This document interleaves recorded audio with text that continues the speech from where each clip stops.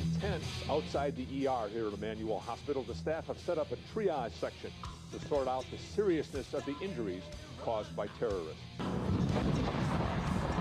Terrorists set off an explosion in downtown Portland, but so as not to bring the city center to an actual halt, Portland International Raceway, complete with a mock-up of downtown, stands in during this drill. Got 6 officers and 2 vehicles coming your way. Impacts of the faux explosion ripple through the metro area, from North Portland to David Douglas High, Beaverton, and Emmanuel Hospital. Victims come by bus, car, ambulance to Emmanuel. First, they need to be cleansed of the toxins from the fictional dirty bomb. We got a chest injury here. Then the emergency care staff try to learn what's wrong with them, and not only the wounds that are visible. The explosion was horrific. I think they're dead. High school student actors play some of the victim roles.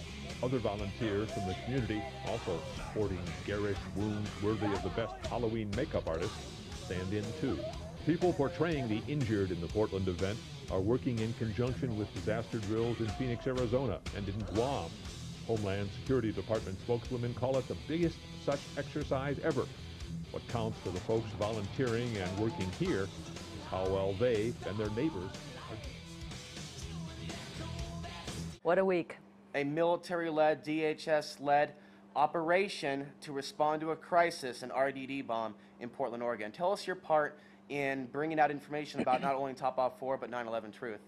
Okay, well, we started back during the time when Noble Resolve was coming into Portland. That was a much lower key drill, but that was in August, and we thought there was by far not enough information being given to the public, and so we started some public awareness on that, and that was a drill about some sort of natural disaster or a nuclear device explosion, and that was done mostly in Salem, but we still saw all the same patterns that we've seen before with these terror drills in the past since 9/11 up through London. The terror drills. And all the problem of going live, which a lot of people don't know about. Let's get into that a little bit later, okay. Exactly what terror drills we're talking about, and also your question to Michael Chertoff at our press conference that we were both at this morning. I also had some questions for Michael Chertoff as well. And just another thing that we got involved in is bringing public awareness about Representative DeFazio, who's trying to get information from the White House about the continuation of government planning and the annexes to NSPD 51, which I'm sure your audience is well familiar with. The statement by Bush that he can pretty much impose martial law if there's a catastrophic emergency. So there are these annexes that have to do with the continuity of government, and those are what DeFazio could not get because of the stonewalling, so we wrote an open letter to DeFazio. We have everything on our website, www.OregonTruthAlliance.com, and then we started working on Vigilant Shield and Topoff, and we got together, and our work has gone together great because we have raised awareness, and it culminated this week with the press passes we had. And Ginny, before we get started, I want to thank you very You're welcome. much. I'm going to let the people at home know that this program that we bring you tonight would not have been possible. I didn't know this was going to happen a week ago. If it wasn't for this woman that I respect very much next to me. Yeah. I want to say that I didn't know Thank you very much. I know about you very much. About a year ago, and I watched what you were doing and the success that you had in reaching out to the Oregonian about 9/11, the drills, and of course this particular exercise. And you've contacted a lot of people around the media spectrum in ways that I have not. Well, you've reached out to a lot of people that I haven't, and so I really appreciate your work. And thanks for joining us in this effort. It actually worked out great today. We all got to ask a question at the press conference, and I'm just really excited about how it turned out. And do we have the clip ready? We're going to go ahead and show you some of the things that we captured tonight. The mock dirty bomb release took place Monday at 9:06 in the morning.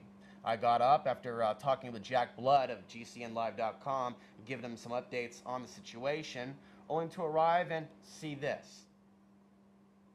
What you're looking at is about what I estimated, and you can count as well, 50 to 60 men in biohazard chemical suits with a bunch of dead bodies. And of course you also have the survivors which are being wrapped in some sort of tinfoil apparatus, tinfoil blanket of some sort, perhaps to keep the radiation on their body from emanating to other bodies, but it's also in question whether it can actually be transferred from person to person. That I don't believe it can, but it does provide tend to be an environmental problem, though, for the city of Portland. So there's a lot of things that they're working out, whether to evacuate, whether not to evacuate.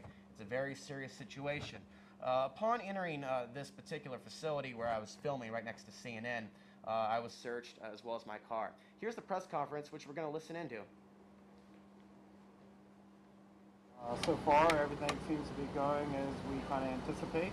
I think you probably have a lot of questions with regard to the operations, and we'll turn that over to the Portland Emergency Manager, and then we'll answer any questions that you Right now, they're out there. They're starting to grab the victims. They're starting to pull them back. They'll be triaging them. The hazardous materials teams are doing plumes so that we can see where the fallout may be going. The police have their bomb squad there. They're looking for secondary devices. There's a lot of activity going on. We understand there's over 200 patients out there, and they're going to be there for a while getting through this. One of the ways they treat the patients, and the most likely way they're going to do that today, is what they call dry decontamination. Although it's raining, they're going to do dry decontamination, and what that means is by taking all of the clothes off, they'll be able to get rid of most of the radiation on the victims out there. Is there has been emergency broadcast alerts saying this is going on, telling people to shelter in place, to take care of themselves. So we are looking already at citizen protective actions. Teams, we do have our C-Bernie rig, which is chemical, biological, radiological, nuclear explosive rig, and those are specialty teams that they're bringing in. They've also requested USAR teams, urban search and rescue, because they have a couple of rubble piles out there where there are victims. And so that is of great concern, to get the right equipment out there to get the victims out safely. Are we going to find out later on the day about Vigilant Shield 2008, the other war game that's going on at the same time that Topoff 4 is going on? No one from this local jurisdiction, I believe, is here to talk about that particular exercise. So there's nothing for the media to know about Vigilant Shield in any press release? Or not that I know of. Just want to make that clear. I'm sorry, I couldn't hear the question.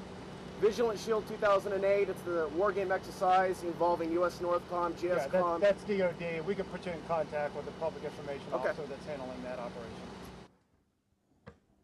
It was a difficult experience doing all this by myself. I expected to have a cameraman, but it's one pass per person. Again, I want to thank Ginny Ross. This was an experience of a lifetime. And what we're doing right now is we're observing some decontamination processes that are happening. It's going to be a part of our integrated program for emergency management.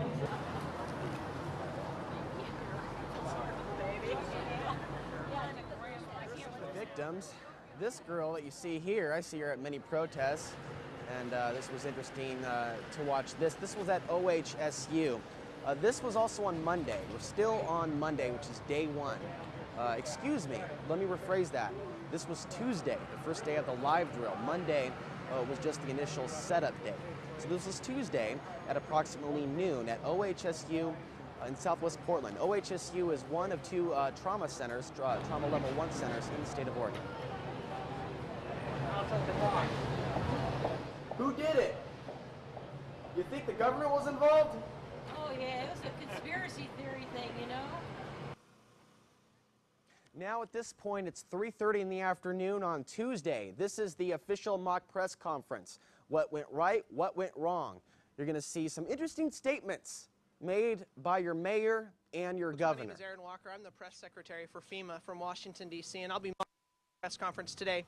Speaking today will be FEMA Administrator David Paulison, followed by Mayor Tom Potter, and of course the governor. Also joining us on stage are General Reese, County Chair Ted Wheeler, and Admiral Courier from the U.S. Coast Guard, who is acting as the principal federal officer. After the governor's comments, I will moderate the questions and answers. We hope not to go any longer than 10 or 15 minutes.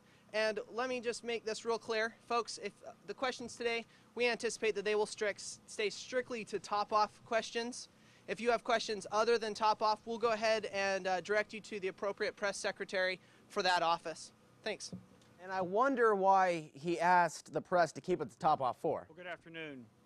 The Topoff 4 exercise is a culmination of 2 years of exercises, town hall meetings, working together to help this country get better prepared for whatever disaster may come along.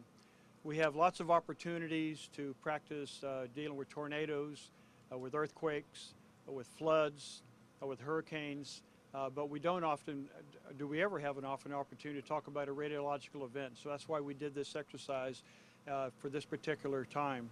What we're trying to do is to pull people together, assess problems, and apply the right solutions. You know, the great thing about this training, and we really appreciate the fact that Portland was selected, is that we can use this training in many different areas besides looking at the issue of terrorism. So we can use it for earthquakes and floods and many other things. So we see this as a great tool for our community, that we're going to learn from it, we're going to grow from it.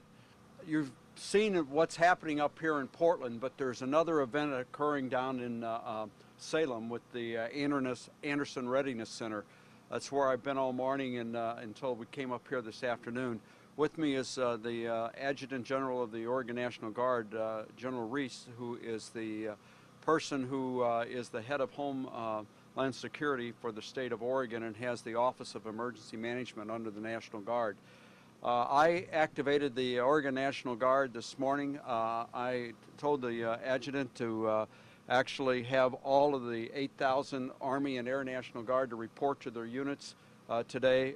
By tonight, about 10 o'clock, we estimate that we would probably have about 80% of them available. We still have 2 days to go in this exercise. We have had the state police coordinating with their counterparts with the FBI and the other federal agencies. Our Oregon Department of Justice has been working with the U.S. Attorney's Office. So this whole area about public safety has been critically important to us because the bad guys haven't been caught yet, and we're worried about another incident, and so we're going to keep the pressure on and keep working to find out who these people were that did this. The second piece of this is the initial response, which you have seen here.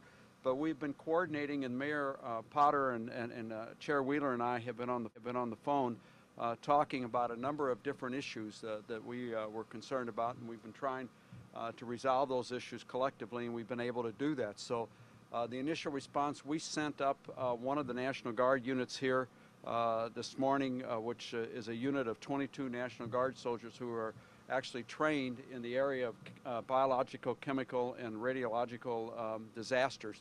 So they have been on the ground here at this site with the local authorities trying to secure this area and actually determine all what happened. The last piece is new, and it's something that we looked at from the state level of what we would do if this event occurred, and it's called the recovery plan. One of the things that we've become aware of is that the state has not had a recovery plan as far as the state agencies as to what they're going to do after all of the people here are taken care of. We've actually captured the bad guys. It's not going to happen again. People are going to leave, but there are going to be serious issues for the city.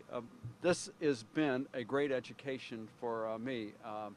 I'm actually going to fall into a trap as some serious is going to happen to me, and I'm going to have to trigger the succession clause of the Constitution, who becomes the governor in a time of emergency, and it's an interesting exercise. After I've been told the only thing I have to worry about is when they start putting the gloves on and those plastic latex things, and it's quite a statute that actually sets this up. But we're playing this for real. It's very, very important for us all to learn, and it isn't just a crime scene. It's actually laying the groundwork for a natural disaster when it comes to Oregon. So, folks, just 2 quick notes about the questions.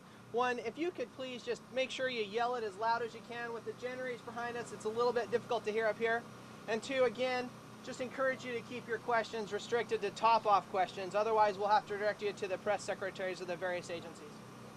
Questions? For Mr. Paulson, why haven't we seen the details of Topoff 3?